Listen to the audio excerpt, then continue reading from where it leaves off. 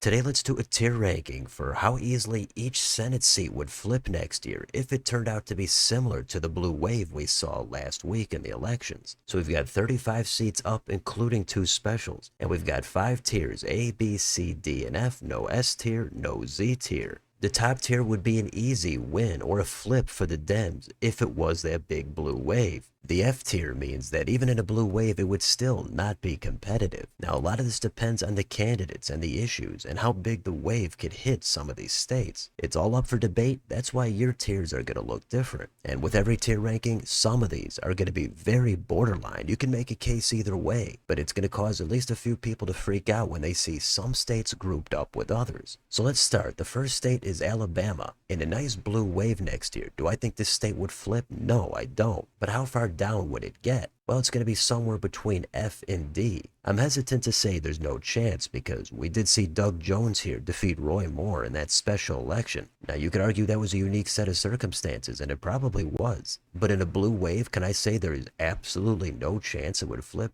I don't think so. I'm going to put this in the D tier. Let's go to Alaska. In a big blue wave, this state would be in the conversation for a state that could flip. It still wouldn't be easy because it's an uphill climb here for the Dems, depending on the candidates, but it's clearly going to go up. I'm going to put this in the C tier, right in the middle. Next, in Arkansas. Again, like all of these states, it depends on the candidates, and there's always a certain fluke situation where something could happen. It's subjective, but even in a wave, I think the margin would narrow, but still likely be over a 10-point win for the GOP. Next, Colorado. That would already be a pretty easy win here under most circumstances for the Dems. It's a blue state. Same in Delaware. Next, Florida. Now, we all know this state has gotten way redder. I think even at a blue wave, it would be unlikely to flip. But the way I look at this is that F tier is pretty much reserved for states that have no reasonable chance of flipping. And after those heavy margins the Dems put up in the last elections, I don't think they would win the state, but this would definitely become more competitive. Not enough to flip, but I'm going to put it in D. In Georgia, Dems already have that one, and in a blue wave, I think it would turn out to be a pretty easy hold. Not a 10-point margin or anything, but I don't think that would be in danger of flipping. How about in Idaho? This is a pretty red state. I don't think this one would really have a chance of flipping. In Illinois, already a blue state, already held by the Dems, that's at the top. In Iowa, in a blue wave, I think this one would become in the conversation again. I'm going to throw that in C.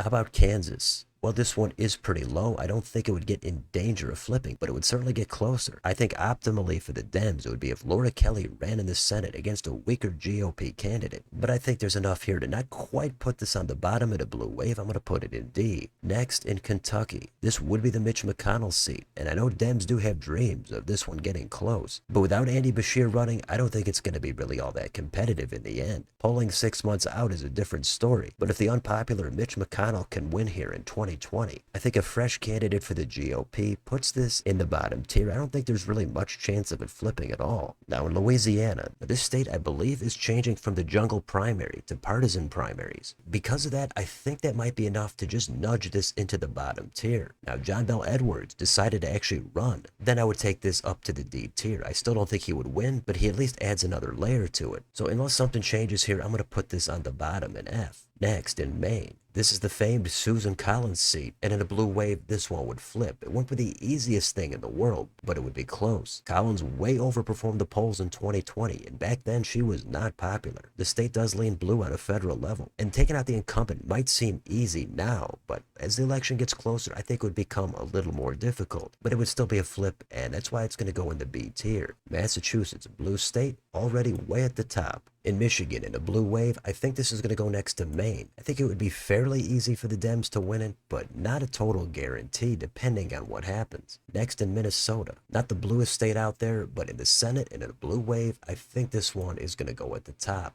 How about in Mississippi? It's another red southern state. We did see Cindy Hyde-Smith already run in a blue wave. It was a special election in 2018. That was easily into single digits. So because of that, I think it's fair to put this in the D tier and not quite in F. Next, Montana. This is going to be the same thing. I'm going to put this in the D tier, but as Steve Bullock couldn't even really make it that competitive in 2020 as the popular sitting governor, and with John Tester out of the picture, I think it's fairly unlikely but not impossible that Montana could flip. How about Nebraska? Now, this is a unique state because it's largely dependent on Dan Osborne running as an independent and the Dems not fielding a candidate. Last time Osborne had statewide exposure. This time he is running against a seemingly stronger incumbent. But again, this is a blue wave. You've got to get creative here. And in this situation, I'm going to put this in the C tier. I think it would become much more competitive. I don't think it would quite flip, but it's not at all out of the question. Almost anything could happen at this point. In New Hampshire, that's an easy one right at the top. In New Jersey, it's the same thing. We've got a bunch of blue states here, New Mexico as well. Now, what about North Carolina? This one could be controversial. We know the Dems have Roy Cooper. Republicans probably have Michael Wadley. In a blue wave, do I think this state will flip? Yeah, I do. I could see Cooper winning by 2, 3, maybe even 4 points on a great night. In a regular environment, then I think it would be very close, could go either way. But in a blue wave, I think Cooper would win the state. It's not a slam dunk, but I think there's enough here to just put this into the B tier. In Ohio, this one I think would be competitive. Not a guaranteed flip, but there's enough here to put it in C. Oklahoma, though, under reasonable circumstances, there's not enough here to take this off the bottom tier. Oregon, a blue state, that goes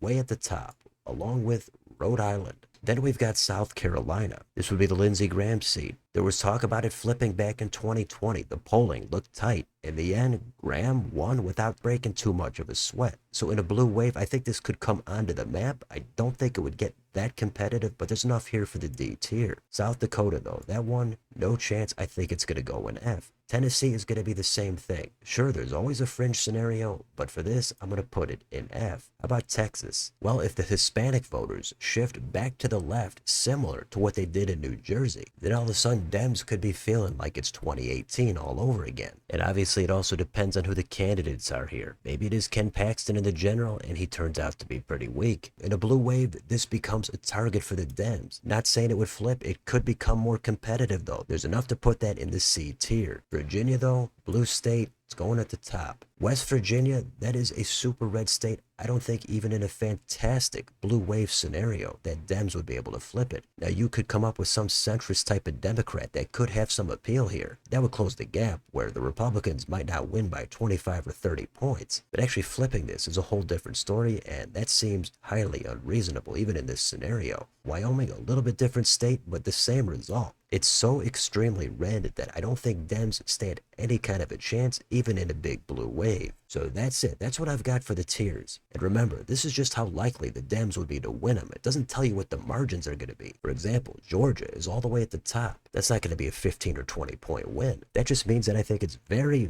very likely that they would at least win by 0.1%. And it's tough doing these tier rankings because, as I said at the beginning, there's a good handful of states here that are borderline, could go either way. But some people see them grouped with other states and they kind of can't handle it. But everybody has their own reasons behind their own rankings. I'm open to making a couple of tweaks here, but I try to be as consistent as I can under reasonable circumstances given the information we have right now. The blue wave you're picturing might be way bigger with certain demographics in certain states than the blue wave I'm picturing. Your wave could also be way less than mine. It all depends on how you want to think about it. But for now, this is what I've got for a tier ranking for the 26 Blue Wave Senate. So let me know in the comments, what do you think about these rankings? Do you agree with 90% of them, or do you have a completely different way to look at it? Let me know what you think down below on your way out. Don't forget to like, share, and subscribe. Join if you'd like to support the channel. Thanks for watching. I'll see you next time.